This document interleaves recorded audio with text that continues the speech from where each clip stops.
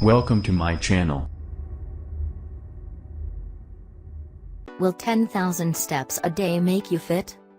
Wearable devices that monitor physical well-being and fitness are incredibly popular.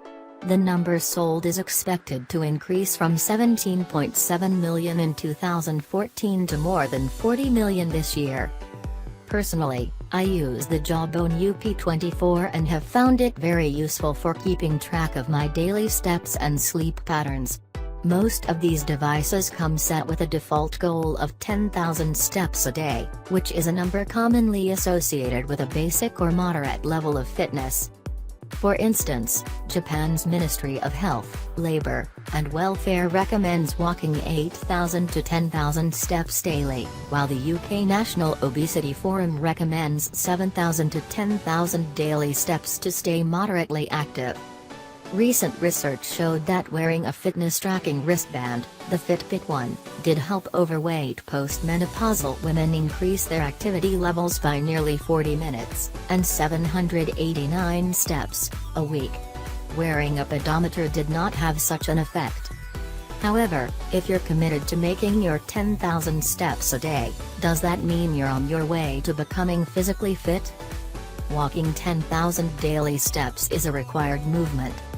Should you strive for 10,000 daily steps? Yes. I view this as a basic requirement for optimal health, like drinking adequate amounts of water each day. Your body is designed for frequent movement, and many researchers are now starting to re-emphasize the importance of walking.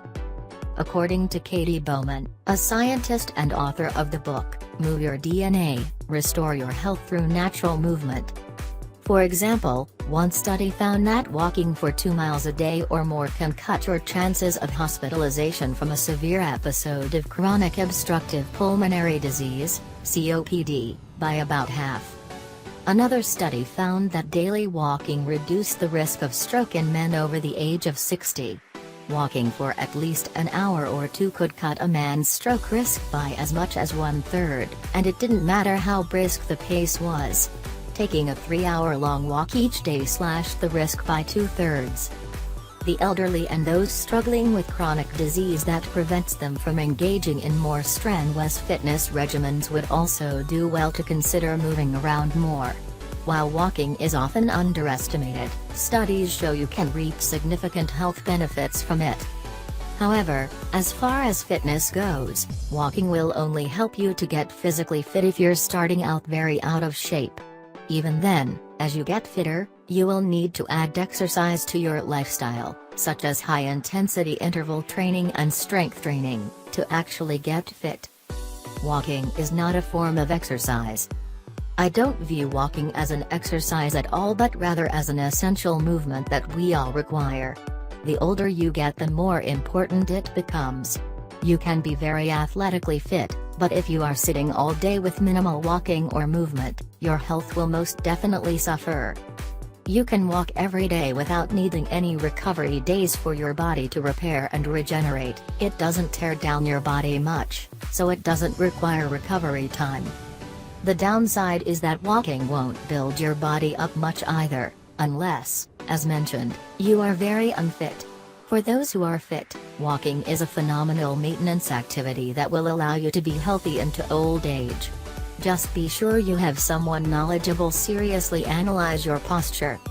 I see many people walking on the beach, and most of the elderly have terrible posture. They have lost much of their thoracic extension and are bent forward shuffling along. An excellent book that can help in this area is Natural Posture for Pain-Free Living by Kathleen Porter. Many people don't get close to 10,000 steps a day.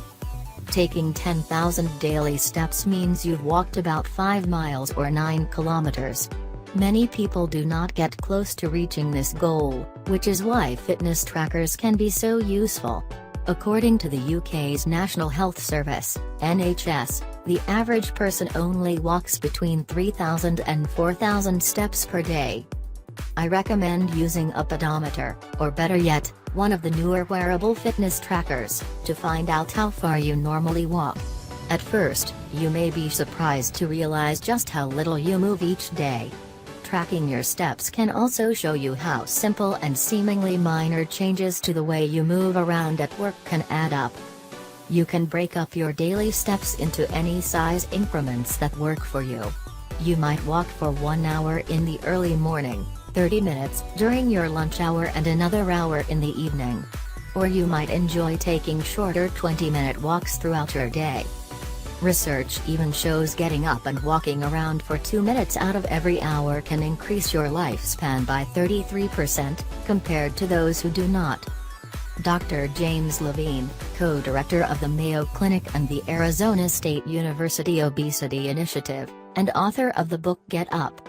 Why Your Chair is Killing You and What You Can Do About It, actually recommends that you be up and moving for at least 10 minutes out of every hour. Regular daily walking helps to counteract the effects of too much sitting. Part of what makes a goal of 10,000 steps a day so important is that it gets you up and out of your chair. Sitting for too long has been found to increase your risk of death from virtually all health problems, from type 2 diabetes and heart disease to cancer and all-cause mortality. For example, sitting for more than 8 hours a day is associated with a 90% increased risk of type 2 diabetes. The average American actually spends 9 to 10 hours of their day sitting, and certain occupations, such as telecommunications employees, spend an average of 12 hours sitting each day. For many years, exercise was promoted as the solution to this largely sedentary lifestyle. But while exercise, especially short bursts of high-intensity activity, is crucial to optimal health, research suggests it can't counteract the effects of too much sitting. In fact, chronic sitting has a mortality rate similar to smoking. The simplest way to avoid these negative health effects is to strive to sit less, ideally for less than 3 hours a day. A standing desk can help with this, as can frequent walking. Dr. Levine's investigations show that when you've been sitting for a long period of time and then get up, a number of molecular cascades occur. For example, within 90 seconds of standing up, the muscular and cellular systems that process blood sugar, triglycerides, and cholesterol, which are mediated by insulin, are activated. All of these molecular effects are activated simply by carrying your own body weight. These cellular mechanisms are also responsible for pushing fuel into your cells and, if done regularly, will radically decrease your risk of diabetes and obesity. In short, at the molecular level, your body was designed to be active and on the move all day long. Walking is good medicine. Walking may not boost your cardiovascular fitness or muscle strength significantly the way more intense exercise does, but it does offer other significant benefits. Taking a walk during your lunch hour can have a significant impact on your mood and help reduce work-related stresses, for instance. Walking was also found to improve quality of life for depressed middle-aged women. Those who averaged at least 2.5 hours of moderate-intensity exercise or just over 3.25 hours of walking each week reported feeling more energized and more social at their 3-year follow-up. They also reported feeling less pain. For many people, fitting in 10,000 steps a day takes a concerted effort to move around more. You might try, for instance, taking walks while making phone calls. Use a wired headset or your phone speaker function. Walking a few laps around your office building before entering, and after leaving, the building. Using an evening walk as family time to catch up on your kids' and spouse's day. Having a walking buddy, such as a neighbor or even your dog, to keep you motivated. How to kick your walking up a notch. High-intensity interval training, HIIT, has been shown to be one of the best forms of exercise in terms of both effectiveness and efficiency. It involves brief periods of intense activity followed by periods of rest. Ordinary walking does not qualify as a high-intensity workout, but it can be tweaked into one. For the last decade, Dr. Hiroshi Noz and colleagues at the Shinshu University Graduate School of Medicine in Matsumoto, Japan, have developed walking programs for the elderly. In light of the benefits associated with HIIT, Dr. Nose created a regimen of fast walking and gentle strolling, to see if this kind of program might provide greater fitness benefits than walking at a steady pace. The program consisted of repeated intervals of 3 minutes of fast walking, aiming for an exertion level of about 6 or 7 on a scale of 1 to 10, followed by 3 minutes of slow strolling. The results turned out to be very promising, as reported by the New York Times. In their original experiment, the results of which were published in 2007, walkers between the ages of 44 and 78 completed 5 sets of intervals, for a total of 30 minutes of walking at least 3 times a week.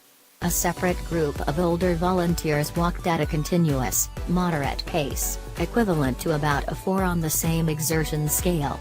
After 5 months, the fitness and health of the older, moderate group had barely improved. The interval walkers, however, significantly improved aerobic fitness, leg strength and blood pressure readings.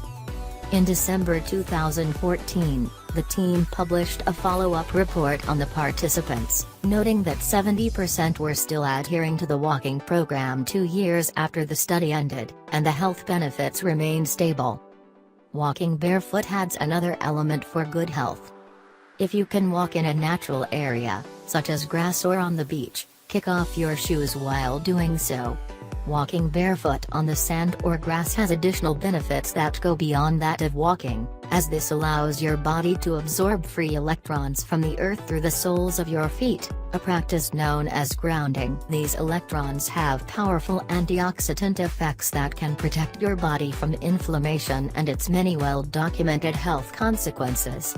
For example, one scientific review published in the Journal of Environmental and Public Health concluded that grounding, walking barefoot on the earth, could improve a number of health conditions. To recap, strive to get up and get moving often throughout your day. 10,000 steps is a good number to aim for and should be done in addition to your exercise program. While I do recommend fitness trackers, don't let a lack of one keep you from moving. A pedometer can be equally effective for a fraction of the cost. For instance, researchers found that simply wearing a pedometer daily for 12 weeks led to a significant decrease in sitting time, and a significant increase in physical activity among the participants, who lost an average of 2.5 pounds each. And, as mentioned, pay attention to proper posture while you walk. Kathleen Porter's Natural Posture for Pain-Free Living is an excellent starting point if you feel your posture could use some improvement.